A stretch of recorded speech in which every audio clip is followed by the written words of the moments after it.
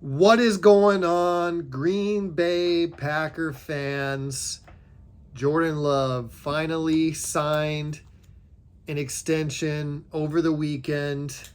This is my first video after the signing. And honestly, what were we really worried about? We knew the Green Bay Packers wanted to sign Jordan Love, and the deal gets done, making him the highest paid player in NFL history, $55 million per year annually.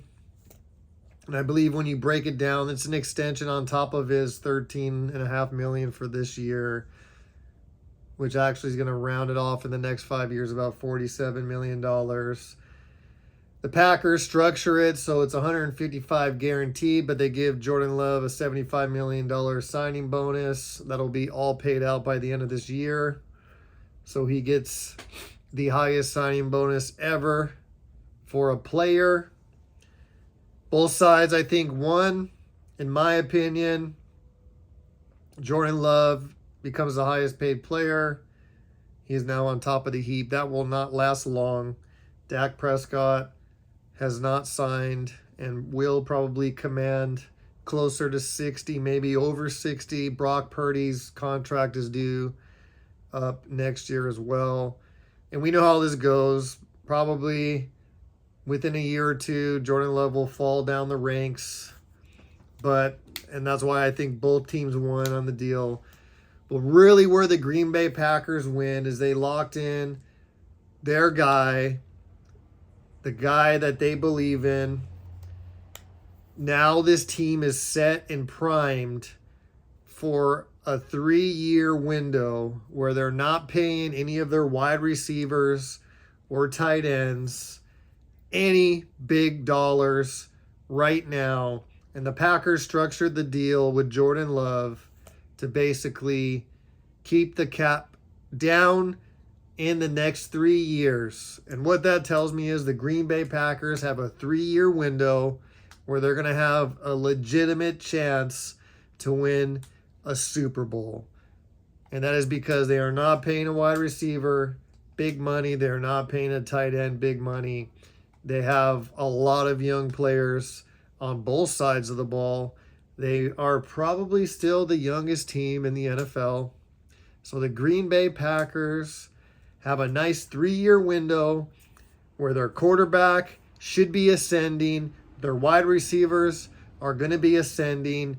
They got a new defensive coordinator with a completely different scheme. They're going from a 3-4 to a 4-3. They're going to go from a layback defense to a more aggressive defense. That's really what I'm interested in, and what I really want to start talking about is I think the Packers more than likely have easily a top 10 offense. I don't think anybody's going to disagree with me on that part, but if the Green Bay Packers can pull off a top 10 defense as well, the Green Bay Packers have a legitimate chance to win the Super Bowl in this next 3 years. There is a 3-year window, and I'm on record saying I believe the Green Bay Packers are going to win a Super Bowl within the next 3 years. And if I had to put money on which year I think it's going to be, I say they win the Super Bowl next year. But let's not kid ourselves. The Green Bay Packers are legitimately Super Bowl contenders as of right now in 2024. But if I had to put money on it, I think in 2025, the Green Bay Packers win a Super Bowl. There's a lot of correlations between when Favre won his Super Bowl to when Rodgers won his Super Bowl. Rodgers was in his 3rd season.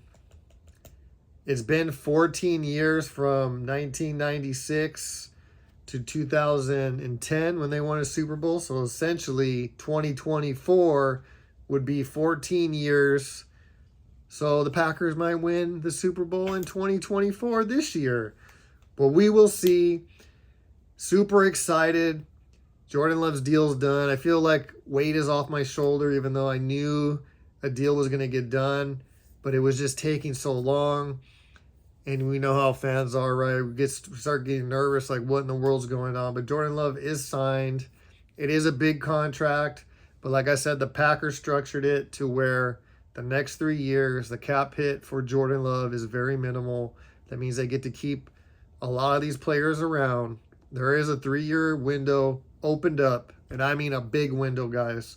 We're talking the Green Bay Packers have a legitimate chance of bringing home the Lombardi Trophy within the next 3 years. Mark it down. I'm on record saying they're going to win one. Jordan Love is the real deal, guys. If you are a fan that's a little bit cautious, fear not. Jordan Love is the real deal because we saw the talent on the field. And once LaFleur gave him the keys to the offense, he took off. So now you have a guy who completely understands the entire offense of what Matt LaFleur wants to do, and you have extreme talent. Talent-wise, Jordan Love is right behind Patrick Mahomes in the NFL, talent-wise, and he kind of put it together. I expect him to take big leaps. I expect Jordan Love to be in the MVP talk this year and probably eventually take home an MVP trophy because he carried the Green Bay Packers last year with first and second year pass catchers on offense and legitimately not having a running game for half the season because Aaron Jones missed. Josh Jacobs is going to probably beast out. This Green Bay Packers offense is going to be a sight to watch. For all your fantasy teams, guys, pick up Jordan Love, pick up Dontavian Wicks, pick up Jaden Reed, pick up Romeo Dobbs.